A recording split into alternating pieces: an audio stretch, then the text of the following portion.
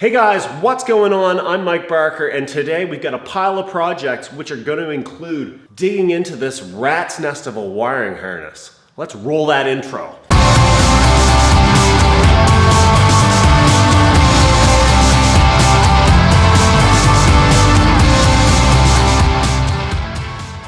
Hey guys, welcome back. Yes, indeed, like I mentioned, we're going to tear into the headlight bucket. But first, here's where I'm at with my Mac 4-in-1 pipe. I went ahead and cut a slash on the end of this pipe.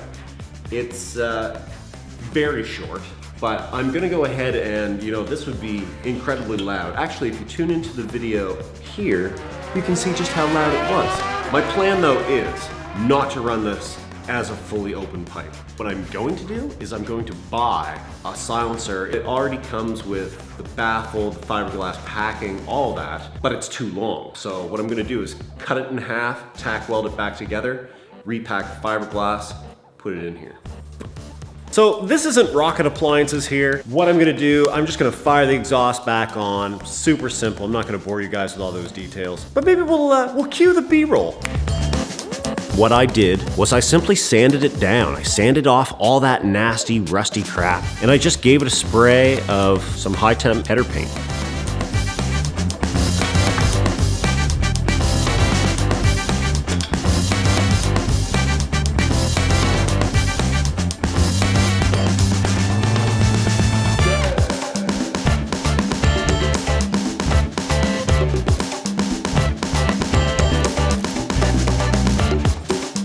I don't think it looks too bad, but like I said, it's not quite what I wanted. But again, this is super low buck. The slash actually looks kind of badass in my books. It's short, it's tight to the bike. I think it's gonna work really nice. So with the exhaust looking pretty good now, it's time to move on to the next cosmetic thing on this bike. What I'm gonna start doing is disassembling the handlebars, so removing the mirrors. This is going to include removing this leaky master cylinder, which we'll troubleshoot in a future video. I'm gonna go ahead and take off the grips, the levers, some of the cables, and yeah, we'll see where we get.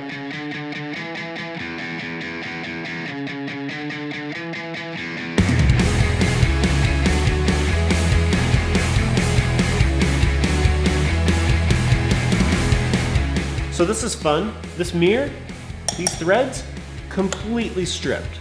Completely stripped. Previous owner, shame on you. Not the first thing I've found that's a little messed up on this bike though. Probably not gonna be the last. So I've gone ahead and removed these Mickey Mouse ears. Oh, hey, look at that. Because I've got a set of bar ends that you may have seen in a previous video. I do wanna keep these just in case I ever wanna restore the bike to factory.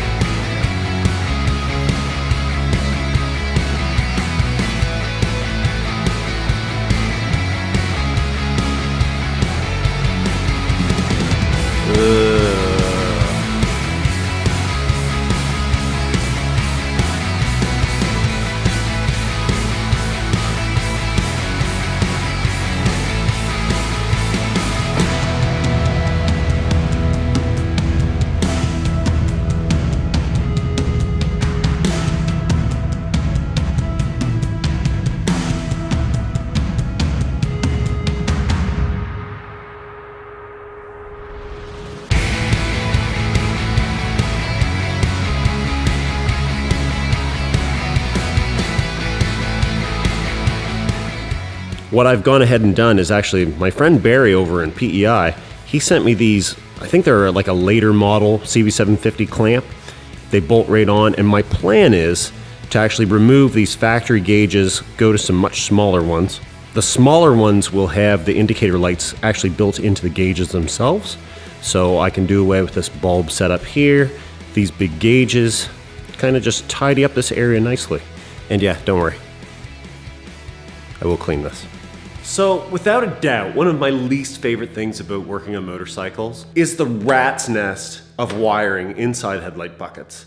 When bikes are 40 years old like this one is, the wiring isn't as pliable as it once was, which makes for frustrating circumstances sometimes. I haven't taken this one apart yet, so I don't know what I'm in for.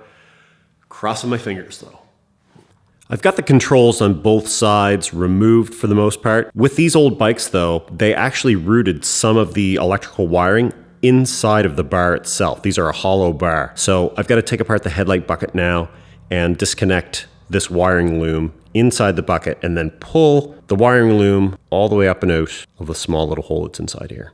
And of course, I have to do this on both sides of the bike. While I'm inside the headlight bucket, I'm also going to go ahead and remove the front indicators.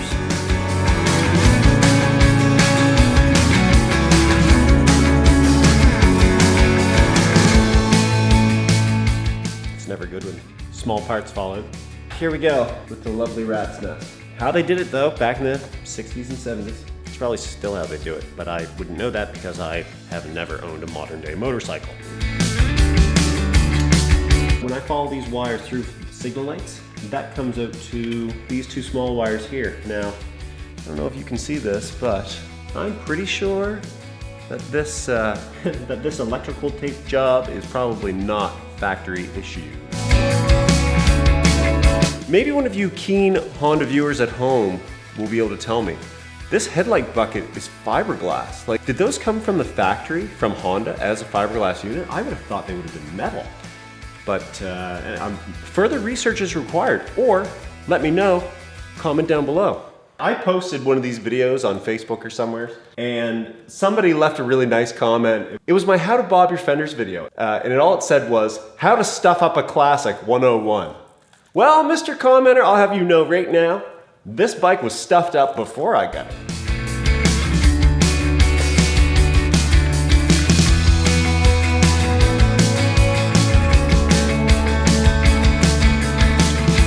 Keep those for later on if I want to reuse them.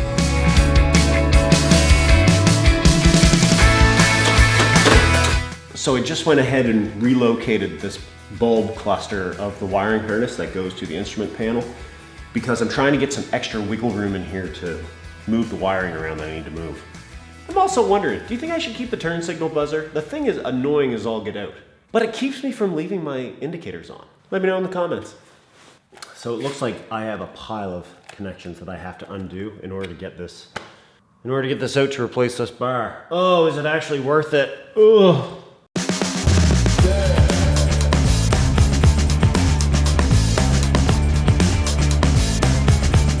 So what I did was I went and clocked the handlebars around because the opening for the wires to pass through is right here. So I just kind of figured that if I rotated it around, it might be easier to work these wires back through. And as you can see, I have the wiring loom for the starter switch out, and I'm just trying to work it back through the bar now.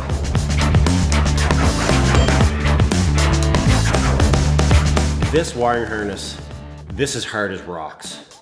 I've got a really bad feeling that I may have some crusty wiring in here, some broken wiring especially. I'm just trying to feed this back through, but wow. I'm getting pretty desperate here. I'm gonna try some WD-40 down inside the bar to see if I can get that wiring harness moving at all.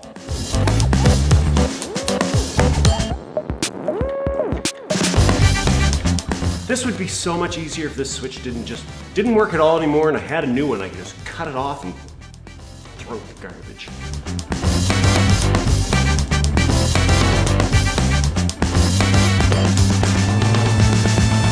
Oh, that was not fun. Okay, so listen, if you really want to change your bars, whoa, don't. Okay, all kidding aside though, so seriously, this was a real pain in the bum, but it's out now. I'm pretty sure that I worked the harness fairly gingerly.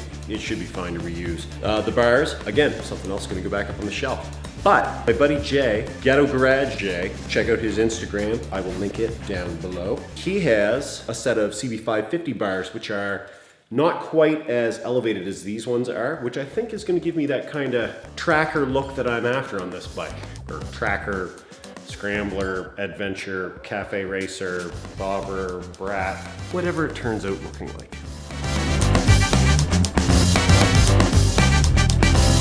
At this point, I'm feeling kind of gross. Because I kind of feel like, oh my dear Lord, what have I done?